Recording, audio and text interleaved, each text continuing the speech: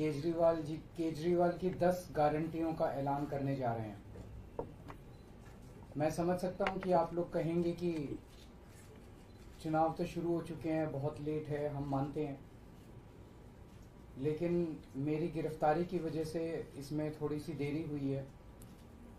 अभी भी कई चरण चुनावों के बाकी हैं। वैसे तो ये गारंटियां केजरीवाल की गारंटी के नाम से जारी की जा रही हैं। मैंने अपने इंडिया गठबंधन के दूसरे साथियों से इसके बारे में अभी चर्चा नहीं की है, लेकिन जिस किस्म की गारंटी है, मेरा विश्वास है कि इंडिया गठबंधन के किसी भी सदस्य को इसके बारे में परेशानी नहीं होगी। लेकिन ये केजरीवाल की गारंटी है, तो मैं इसकी गारंटी लेता हूं कि मैं अब इंडिया गठबंधन की सरकार बनने के बाद इन सब गारंटियों को मैं अपने सभी साथियों से पूरी करवाऊंगा। ये जो गारंटी हैं 10, ये एक तरह से नए भारत का विजन है। इनमें कई ऐसे काम हैं जो पिछले 75 साल में हो जाने चाहिए थे, जो भी कारण रहे नहीं हो पाए। इनमें कई ऐसे काम हैं जिनके बिना कोई भी राष्ट्र शक्तिशाली नहीं बन सकता। मूलभूत काम है, किसी भी राष्ट्र की फाउंडेशन का काम है, नींव रखने का काम है। उसके बिना राष्ट्र आगे नहीं बढ़ सकता। उन कामों को युद्ध स्तर के ऊपर अगले 5 साल के अंदर पूरा किया जाएगा। इसमें वो गारंटियां हैं जो इस देश के लोगों को महंगाई और रोजगार से छुटकारा दिलाएंगी, उन लोगों को रिलीफ दिलवाएंगी।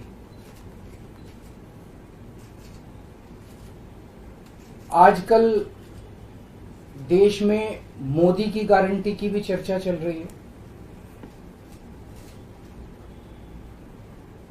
मोदी जी की पुरानी गारंटियों के बारे में मैं थोड़ा सा नजर डालना चाहूंगा। जनता तय कर लेगी कि मोदी की गारंटी पे विश्वास करना है कि केजरीवाल की गारंटी पे विश्वास करना है।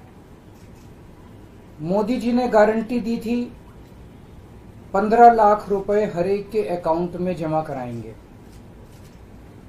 वो उन्होंने नहीं कराए।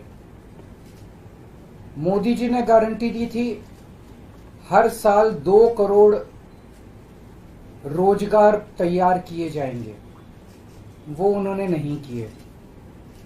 मोदी जी ने गारंटी दी थी स्वामीनाथन रिपोर्ट लागू करके उसके हिसाब से किसानों को फसलों के दाम दिए जाएंगे, उन्होंने प्रधानमंत्री बनने के बाद इसको खारिज कर दिया कि मैं नहीं करूंगा।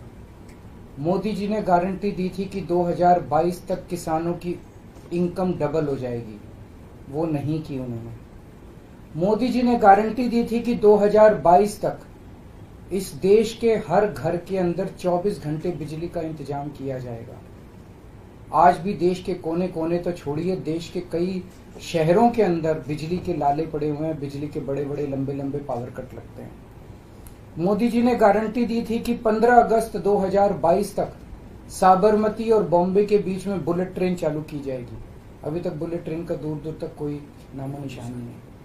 मोदी जी ने गारंटी दी थी 100 स्मार्ट सिटीज बनाई जाएंगी। अब तो शायद ये प्रोजेक्ट ही खत्म हो गया, कोई स्मार्ट सिटीज। इस तरह की ढेरों गारंटी दी थी जो कि कोई गारंटी पूरी नहीं हुई। इसके पहले जब जब चुनाव आए, केजरीवाल ने गारंटी दी थी दिल्ली में और पंजाब में बिजली मुफ्त करेंगे, हमने बिजली मुफ्त कर दी। हमने गारंटी दी थी बिजली 24 घंटे करेंगे, हमने बिजली 24 घंटे कर दी।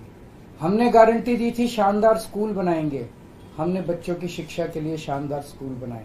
हमने गारंटी दी थी मोहल्ला क्लिनिक बनाएंगे, हमने जितनी गारंटी दी थी सारी गारंटी पूरी की। तो एक तरफ है मोदी की गारंटी, एक तरफ है केजरीवाल की गारंटी। मोदी की गारंटी का हम देख चुके हैं कि मोदी की गारंटी यकीन करने का लायक नहीं है। और अब तो अगली साल चूंकि मोदी जी रिटायर होंगे, तो उनकी रिटायरमेंट के बाद मोदी की गारंटी कौन पूरी करेगा, इसका भी कोई वो नहीं है। और केजरीवाल की गारंटी, केजरीवाल यही है, कहीं नहीं जा रहा। तो केजरीवाल की गारंटी पूरी करने की गारंटी केजरीवाल लेता है। 10 गारंटी क्या है मैं एक एक करके बताता हूं। सबसे पहली गारंटी है, देश के अंदर 24 घंटे बिजली का इंतजाम करेंगे।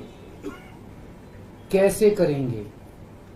हमारे देश में 3 लाख मेगावाट बिजली प्रोड्यूस करने की क्षमता है, कैपेसिटी है। देश की पीक डिमांड, गर्मियों के अंदर पीक डिमांड देश की सबसे ज्यादा डिमांड होती है 2 लाख मेगावाट। तो आज हमारा देश जितनी बिजली पैदा कर रहा है, पैदा कर सकता है, जितनी डिमांड है उससे कहीं ज्यादा बिजली पैदा करने की हमारी क्षमता है। लेकिन मेरे घर के अंदर फिर भी पावर कट लग रहे हैं। क्यों? मैनेजमेंट खराब है। दिल्ली में भी यही हाल था, पंजाब में भी यही हाल था। बिजली तो थी लेकिन मैनेजमेंट खराब था। हमने मैनेजमेंट ठीक करके दिल्ली में भी 24 घंटे बिजली का इंतजाम किया, पंजाब में भी किया, देश में भी करके दिखा सकते हैं क्योंकि हमें एक्सपीरियंस है। देश के गरीब लोगों को बिजली मुफ्त दी जाएगी।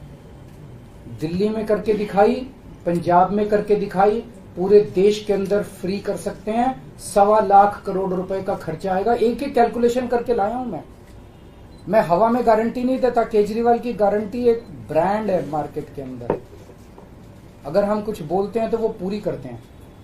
तो 1.25 लाख करोड़ रुपए का खर्चा आएगा। 1.25 लाख करोड़ रुपए हम इंतजाम करेंगे। 1.25 लाख, उसके अंदर पूरे देश के गरीबों को 200 यूनिट बिजली मुफ्त मिल सकती है। आज भी हमारे देश के गरीब लोगों को ये बिजली की पहली गारंटी थी। दूसरी गारंटी है शिक्षा की। कोई भी देश तब तक तरक्की नहीं कर सकता जब तक उसके हर बच्चे को अच्छी शिक्षा का इंतजाम ना कर दिया जाए। अगर किसी देश के अंदर ढेरों लोग अनपढ़ हैं, अगर किसी देश के अंदर ज्यादा बच्चे, कई बच्चों को बिलो स्टैंडर्ड, सब क्वालिटी, गंदी बेकार शिक्षा मिलती है, वो देश कभी आगे नहीं बढ़ सकता। आज हमारे देश के अंदर सरकारी स्कूलों का बुरा हाल है। 10 लाख सरकारी स्कूलों के अंदर 18 करोड़ बच्चे पढ़ते हैं जिनका कोई भविष्य नहीं है। दिल्ली के अंदर हमने करके दिखाया, पंजाब के अंदर करके दिखाया। देश के सारे सरकारी स्कूलों को शानदार बनाएंगे, अच्छे बनाएंगे, प्राइवेट स्कूलों से भी बेहतर बनाएंगे। और इस देश के अंदर पैदा होने वाले हर बच्चे के लिए, चाहे वो अमीर का बच्चा हो चाहे गरीब का बच्चा हो, अच्छी, शानदार और फ्री शिक्षा का इंतजाम किया जाएगा। अगर आप अमीर हैं, अपने बच्चे को प्राइवेट में भेजना चाहते हैं, भेजिए। लेकिन आप अगर सरकारी स्कूल में अपने बच्चे को भेजते हैं तो प्राइवेट स्कूल से किसी 1% भी कम नहीं होगी उस शिक्षा की क्वालिटी। ऐसी शिक्षा का इंतजाम गांव-गांव के कोने-कोने, देश के कोने-कोने में अच्छी शिक्षा का इंतजाम करेंगे। दिल्ली में किया, पंजाब में किया, हमें करना आता है, हमारी नीयत है। हम ये काम आजादी के वक्त हो जाना चाहिए था लेकिन नहीं हुआ। देर आए दुरुस्त आए, आजादी के 75 साल बाद भी हो गया तो बहुत अच्छी बात है। इस काम को करने के लिए 5 लाख करोड़ रुपए लगेंगे। 2.5 लाख करोड़ रुपए केंद्र सरकार देगी, 2.5 लाख करोड़ रुपए राज्य सरकार देगी। हर साल 5 साल में हर साल 50,000 करोड़ रुपए का खर्चा आएगा केंद्र सरकार को। 50,000 करोड़ तो कुछ भी नहीं। अगर 50,000 करोड़ रुपए सालाना खर्चे में मेरे देश के बच्चा अगर 18 करोड़ बच्चों को अच्छी शिक्षा मिल जाए, इससे अच्छा और क्या हो सकता है। तीसरा, स्वास्थ्य। अगर मेरे देश की जनता स्वस्थ होगी, बीमारी नहीं होगी, तो देश तरक्की करेगा। पढ़ी लिखी जनता होगी, स्वस्थ जनता होगी, तो ये 140 करोड़ लोग ही तो इस देश को आगे ले जाएंगे। कोई एक प्रधानमंत्री थोड़ी देश को आगे ले जाता है, जनता आगे ले जाती है। तो सब लोगों को अच्छे इलाज का इंतजाम करेंगे। आज अगर किसी को के घर में कोई बीमार हो जाए, बड़ी बीमारी हो जाए, सरकारी अस्पतालों का बुरा हाल है पूरे देश के अंदर और प्राइवेट वालों ने लूट मचा रखी है। पूरे देश में कोने कोने में, हर गांव में, हर मोहल्ले में मोहल्ला क्लिनिक खोला जाएगा। शानदार डिस्ट्रिक्ट हॉस्पिटल जितने हैं उनको मल्टी स्पेशलिटी बना के उनको शानदार प्राइवेट हॉस्पिटल्स की तर्ज पे बनाया जाएगा। और इस देश में पैदा होने वाले हर व्यक्ति का पूरा इलाज मुफ्त होगा, इंश्योरेंस के आधार पे नहीं होगा। ये बहुत बड़ा स्कैम है। जितनी सरकारी, राज्य सरकारें, केंद्र सरकार इंश्योरेंस आधारित जो स्कीम बनाती हैं, ये सब बहुत स्कैम है इंश्योरेंस कंपनीज के साथ। हम इंफ्रास्ट्रक्चर क्रिएट करेंगे, कोने कोने के अंदर, गांव गांव के अंदर इंफ्रास्ट्रक्चर क्रिएट करेंगे, हेल्थ इंफ्रास्ट्रक्चर क्रिएट करेंगे, अस्पताल बनाएंगे, मोहल्ला क्लिनिक बनाएंगे, ताकि लोग वहां जाके अपना इलाज करा सकें और सबका इलाज मुफ्त होगा, चाहे अमीर हो चाहे गरीब हो। इसके लिए भी 5 लाख करोड़ रुपए का खर्चा आएगा। 2.5 लाख करोड़ राज्य सरकार देगी, 2.5 लाख करोड़ केंद्र सरकार देगी। 5 साल के अंदर 5 लाख करोड़ रुपए, हर साल 50-50 हजार करोड़ का खर्चा आएगा। राष्ट्र सर्वोपरि हमारी चौथी गारंटी। चीन ने हमारे देश की जमीन पे कब्जा कर लिया। हमारी केंद्र सरकार से जब भी पूछा जाए वो कहते हैं कोई नहीं आया, कुछ नहीं हुआ। सब जानते हैं, पूरी दुनिया जानती है, सैटेलाइट का जमाना है, सबके पास तस्वीरें हैं कि किस तरह से चीन ने हमारी सरजमी के ऊपर घुस के और उसके हमारी जमीन के ऊपर कब्जा कर लिया। जुठलाने से समस्या का समाधान नहीं होगा, लोगों से छुपाने से समस्या का समाधान नहीं होगा। हमारे देश की सेना के अंदर बहुत ताकत है। हमारे देश की सेना को एक बार इजाजत तो दीजिए, उसको स्वतंत्रता तो दीजिए काम करने की, वो देखिए आपको जीत के लाती है। तो हमारे देश की जितनी जमीन पे चाइना ने कब्जा किया हुआ है, उस जमीन को चाइना के कब्जे से छुड़वाएंगे। इसके लिए एक तरफ डिप्लोमेटिक लेवल पे एफर्ट्स किए जाएंगे और सेना को पूरी स्वतंत्रता दी जाएगी कि वो इसके बारे में जो कदम उठाना चाहे कदम उठा सकती है। सेना को आज जो रोका जा रहा है वो रोका नहीं जाएगा। आज हमारी ये अग्निवीर योजना जो है कि हमारे युवाओं को फौज में भर्ती करके 4 साल के बाद निकाल दिया जाता है। लोगों की एक ओनरशिप नहीं बनती। 4 साल के बाद अगर आप निकाल देंगे तो एक तरह से हम सेना को सबसे कटिंग एज लेवल के ऊपर हम कमजोर कर रहे हैं। ये अग्निवीर योजना सेना के लिए भी बहुत हानिकारक है और जो बच्चे युवा हमारे अग्निवीर बन के जा रहे हैं वो लोग भी बहुत त्रस्त हैं। अग्निवीर योजना को बंद किया जाएगा। जितने बच्चों को अभी तक अग्निवीर में शामिल किया जाए उनको पक्का डिक्लेयर किया जाएगा। उनको पक्का राष्ट्रीय सम्मान भी नहीं मिलता संस्कार के समय, तो उनको पक्का किया जाएगा, उनको पक्का डिक्लेयर किया जाएगा। और सेना के अंदर ये ठेकेदारी के ऊपर एक तरह से कच्चे में अग्निवीर तो कच्ची नौकरी हुई ना, कच्ची नौकरी ये बंद की जाएगी और वापस पक्के के अंदर बच्चों को लिया जाएगा। और सेना को ये अग्निवीर योजना लाए थे क्योंकि केंद्र सरकार का मानना था कि सेना के ऊपर उनकी तनख्वाह और उनकी पेंशन के ऊपर पैसा ज्यादा खर्च हो रहा है। सेना के ऊपर, उस देश की सुरक्षा के ऊपर जितना पैसा खर्च करने की जरूरत है उतना पैसा खर्च किया जाएगा। देश की सुरक्षा के साथ खिलवाड़ नहीं किया जा सकता। छठी गारंटी किसानों के लिए। किसानों को आप इज्जत की जिंदगी दे सकते हैं अगर आप उनको उनकी फसलों के पूरे दाम दे दें। किसान कोई भीख नहीं मांग रहा, किसान अपना हक मांग रहा है। किसान अपनी बारिश में, धूप में मेहनत करके और अपनी फसल उगाता है और उसके बाद जब उसको फसलों के पूरे दाम नहीं मिलते तब वो अपने ऋण नहीं चुका पाता, आत्महत्या करने के लिए मजबूर होता। अगर आप उसकी फसलों के दाम सुनिश्चित कर दें तो किसान को आपसे कोई फेवर नहीं चाहिए। स्वामीनाथन रिपोर्ट के आधार के ऊपर किसानों को उनकी फसलों के पूरे, सभी फसलों के पूरे दाम एमएसपी के आधार पर पूरे दाम दिलवाए जाएंगे। 7वीं गारंटी, दिल्ली को पूर्ण राज्य का दर्जा दिलवाया जाएगा, जो दिल्ली वासियों का कई दशकों से दिल्ली के लोगों का हक है। बेरोजगारी, आज पूरे देश का युवा बेरोजगारी से त्रस्त है।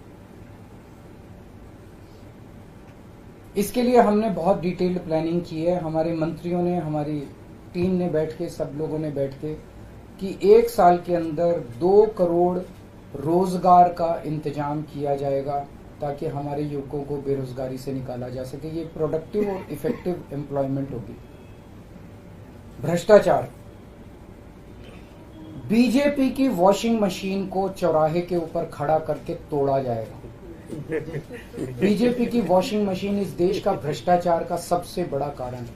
सबसे बड़ा सोर्स जो है वो बीजेपी की वॉशिंग मशीन है। ईमानदार लोगों को जेल भेजने और बेईमानों को संरक्षण देने की आज जो मौजूदा व्यवस्था है, इस व्यवस्था को समाप्त किया जाएगा।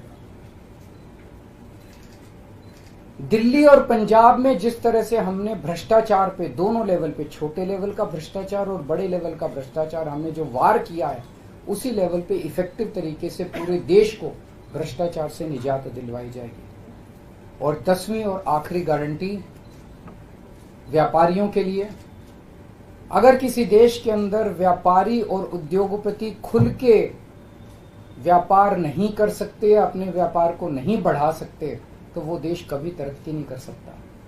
उस देश के अंदर कभी जॉब्स पैदा नहीं हो सकते। और ये डेटा बताता है कि पिछले 8-10 साल के अंदर इस देश के 12 लाख हाई नेटवर्थ इंडिविजुअल्स, बड़े बड़े अमीर लोग इस देश के अंदर व्यापार और उद्योग बंद करके विदेशों में चले गए हैं, क्योंकि इस देश के अंदर आतंक मचा रखा है सरकार, केंद्र सरकार ने, उन लोगों को डराने का, धमकाने का। जीएसटी को पीएमएलए से बाहर किया जाएगा, जीएसटी का सरलीकरण किया जाएगा, सारी प्रशासनिक और लीगल व्यवस्थाओं को सरलीकरण किया जाएगा और एक ऐसी व्यवस्था की जाएगी कि अगर इस देश के अंदर कोई सही तरीके से व्यापार करना चाहे तो वह व्यापार कर भी सकता है, उद्योग खोल भी सकता है, ज्यादा परमिशंस की जरूरत नहीं होगी और बड़े स्तर के ऊपर हम व्यापार को और उद्योग को, हमारा टारगेट चाइना को पीछे छोड़ना है, जो आज इस दुनिया के अंदर इसमें व्यापार में और उद्योग में और प्रोडक्शन में बहुत आगे है। हमारा कंपटीशन उनके साथ है। तो इसके लिए सभी व्यापारियों को, उद्योगपतियों को आगे बढ़ने का मौका दिया जाएगा। ये हम लोगों की 10 गारंटी है और मजबूत गारंटी है और मैं समझता हूं कि देश को इन सब उससे तरक्की मिलेगी। अगर आपके कोई प्रश्न है तो। आपने वॉशिंग मशीन वाली बात कही, तो क्या इसका मतलब है कि जो कार्रवाई हो रही है वैसी कार्रवाई आप लोग करेंगे? नहीं, हम कह रहे हैं वॉशिंग मशीन तोड़ेंगे। हम ये कह रहे हैं कि आज ईमानदार लोगों को पकड़ पकड़ के जेल भेजा जा रहा है, बेईमानों को वो अपनी पार्टी में शामिल करके संरक्षण देते हैं और उनको ईडी और सीबीआई के केस, ये व्यवस्था बंद की जाएगी। जो असली बेईमान है, जिन्होंने असली में बेईमानी की है, उन लोगों को पकड़ा जाएगा। इस तरह से पॉलिटिकल तरीके से विक्टिमाइजेशन बंद किया जाएगा। कल